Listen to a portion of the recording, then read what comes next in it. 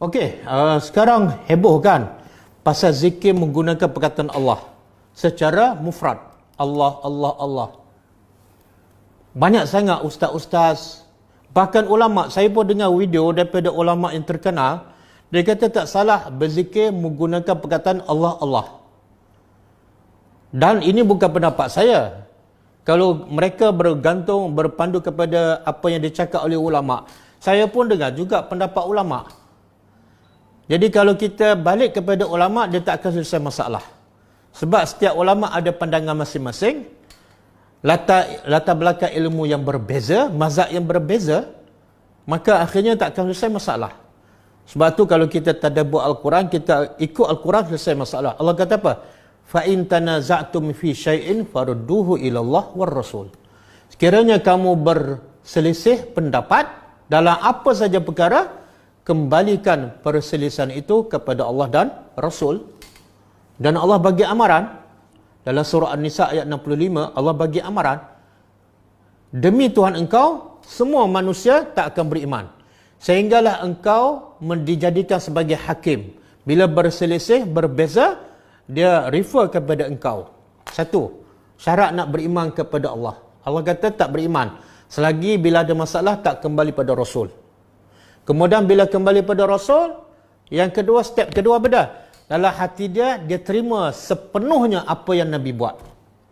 Tanpa ada rasa ragu, tanpa ada rasa tak puas hati.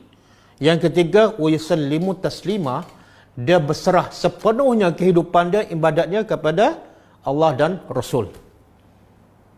Jadi pasal berzikir menggunakan perkataan Allah, Allah, bila kita rujuk kepada Quran dan hadis, tidak ada. Ada orang kata, Allah kata uzkurullah, sebutlah Allah. Ulama mengatakan sebut Allah tu makna mentaati Allah. Yang paling besar sebut Allah ialah taat. Berapa ramai yang mulut berzikir tapi buka aurat, itu bukan sebut Allah. Jadi zikrullah yang paling asas mentaati perintah Allah. Zikir dengan lisan tu nombor 2, nombor 3. Kadang-kadang kita tak perlu sebut pun. Kita pergi solat, itu pun zikir. Sebab tu Allah sebut dalam surah Al-Jumu'ah, Allah kata, wahai orang beriman, bila diseru kepada solat, maka bersegeralah kepada zikrillah. Zikrillah, zikir apa tu? Solat.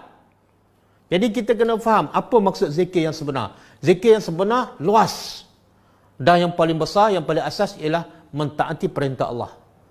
Barulah datang zikir secara lisan.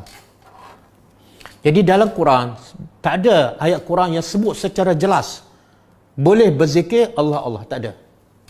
Ada orang kata, bila birabah, bila diseksa di Mekah oleh orang musyrikin, dia sebut ahad, ahad. Dia kata itu dalil, boleh sebut Allah, Allah.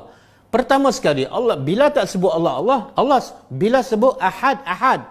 Sekarang perbincangan kita ialah perkataan Allah. Satu, tak betul dah. Yang kedua, kenapa bila sebut ahad, ahad? Sebab masa tu, bila dipaksa oleh orang musyrikin supaya mengaku Tuhan tu dua, Tuhan tu banyak. Maka bila nak menafikan dengan tegas, bila kata ahad dan bila ulang ahad, ahad, itu bukan zikir, itu menafikan paksaan orang musyrikin Mekah. Tak boleh, itu bukan dalil boleh berzikir Allah, Allah. Dan ada satu lagi hadis, Nabi kata tidak akan berlaku kiamat. Tidak akan berlaku kiamat dalam keadaan orang boleh sebut Allah, Allah. Itu bukan dalil boleh berzikir Allah, Allah. Ulama mengatakan itu sebagai dalil bahawa sampai satu masa dekat-dekat kiamat tak ada seorang pun boleh sebut perkataan Allah. Kalau dia nak berdoa pun tak boleh sebut Ya Allah. Tak boleh sebut Allahumma. Bukan maksud berzikir. Dan dalil yang paling jelas ialah tidak ada satu hadis pun daripada Nabi yang Nabi berzikir Allah, Allah. Tak ada. Bahkan terlalu banyak hadis yang Nabi sebut zikir yang terbaik apa dah? Afdaluz zikri, bukan Allah. Zikir yang terbaik, yang afdal, la ilaha illallah. Ada maksud dia, ayat yang lengkap. Nabi tak kata afdaluz zikri Allah, Allah, Allah. Tak ada. Kalau itu zikir dah terbaik, makna Allah tu bukan zikir lah. Dan Nabi juga sebut dua kalimah yang paling ringan di lidah, tapi berat pada timbangan dan sangat Allah suka. Bukan Allah. Subhanallah wa bihamdihi subhanallahil azim. Jadi banyak sangat hadis yang Nabi sebut zikir yang lengkap, yang ada maksud memuji Allah. Dan Nabi siap sebut kelebihannya. Jadi kenapa kita nak zikir perkataan Allah yang Nabi tak pernah buat dan tak tahu apa kelebihannya? Ingat satu ayat daripada surah Al-Hujurat, Allah bagi amaran. Ya ayyuhallazina amanu la tuqaddimu baina yadayillahi wa rasulih wattaqullaha innallaha samiun alim.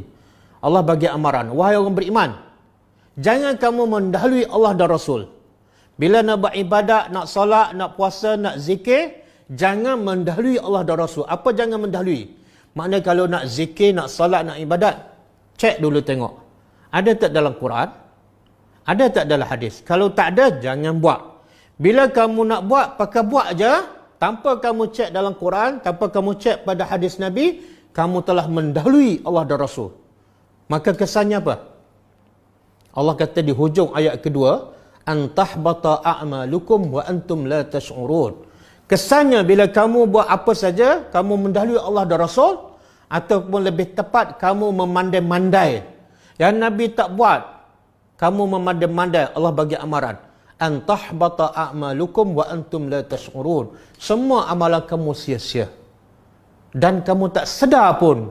Tengok, Allah bagi tahu. Kenapa kamu tak sedar? Sebab kamu rasa benda tu baik. Apa masalahnya? Sebut Allah. Bukan menyanyi, bukan mencarut Allah. Bukan soal perkataan Allah, tapi soalnya Nabi buat tak? Sebab Allah bagi syarat. Saya nak tanya, orang yang nak sebut Allah ni, kenapa nak sebut Allah? Sebab kamu cinta Allah. Betul tak? Saya nak tanya, orang yang suka zikir Allah, walaupun Nabi tak buat, sebab apa? Sebab kamu cinta Allah. Kalau betul kamu cinta Allah, ingat satu ayat surah Ali Imran ayat 31. Allah kata apa? Qul in kuntum tuhibbuna Allah fattabi'uni yuhibbukumullah wa yaghfir lakum. Katalah wahai Muhammad, bagi tahu pada sesiapa yang mendakwa dia cinta Allah. Bagi tahu pada mereka, cinta pada Allah bukan sebarangan, ada syaratnya. Syaratnya apa? Bagi tahu mereka, ikut engkau. Ikut engkau. Apa makna ikut? Yang Nabi buat, kita buat. Yang Nabi tinggal, kita tinggal. Itu makna ikut. Kalau yang Nabi buat, kita buat. Yang Nabi tak buat, kita buat juga. Itu ikut separuh. Ikut yang lengkap ialah yang Nabi buat. Yang Nabi tinggal.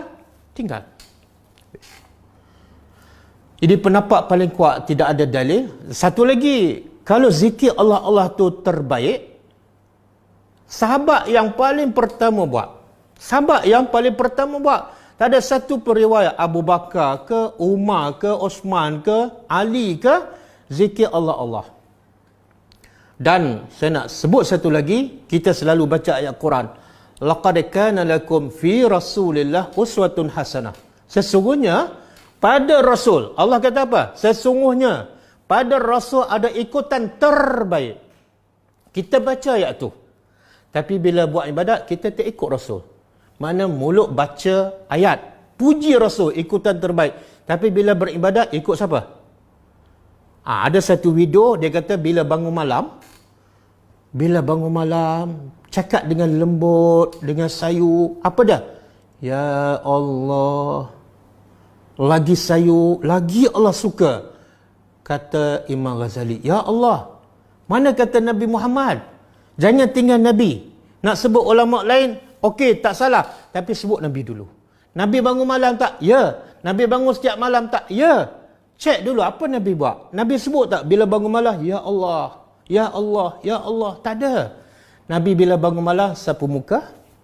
Kemudian Nabi tengok langit dan Nabi baca 11 ayat akhir surah Ali Imran. Lepas tu Nabi ambil wuduk. Lepas tu Nabi solat. Dan Nabi menangis. Sampai subuh. Tak ada satu riwayat pun Nabi bangun tengah malam merayu, Ya Allah, Ya Allah. Sehingga ustaz ni kata, saya baca 100 kali. Siap dengan bilangan, Ya Allah. Saya rasa, bila saya dengar, saya rasa, di mana Nabi dalam hati kamu? Di mana Nabi? Di mana Nabi? Nabi contoh terbaik, pengiktirafan daripada Allah. Tiba-tiba kamu nak buat ibadat, kata si fulan. Di mana Nabi? Di mana cinta Allah? Cinta Allah syarat dia ikut Nabi. Wallahu a'lam.